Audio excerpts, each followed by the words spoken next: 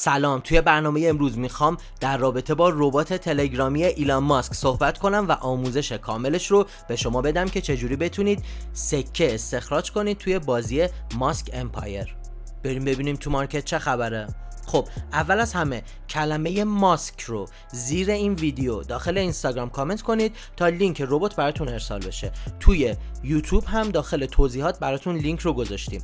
گزینه پلی رو میزنید و لانچ رو میزنید. مثل اکثر ربات‌های دیگه ربات میاد بالا و شروع میکنید به استخراج. با نات کوین یه قراردادی بسته که اسمش رو هم عوض کرده نات امپایر. عین همون نات کوین رو صفحه ضربه بزنید میتونید کسب درآمد بکنید. در کنارش گزینه‌های دیگه‌ای هم دارید. کارتاتون رو میتونید از اینجا لول اپ کنید. یه قسمتی به نام سیتی داره. توی قسمت‌های مختلف شهر میتونید برید که حتی اونجا صرافی هم داره.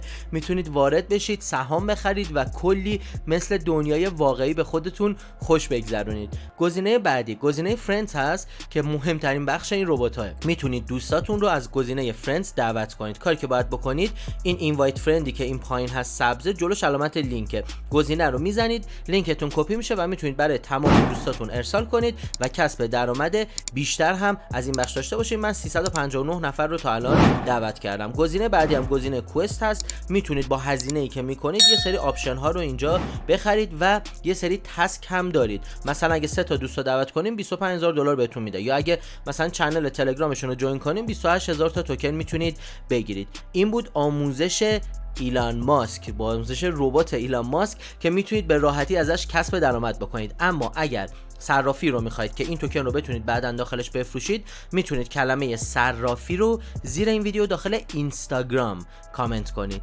بریم ببینیم تو مارکت چه خبره. حتما این ویدیو رو برای دوستای کریپتویتون بفرستید.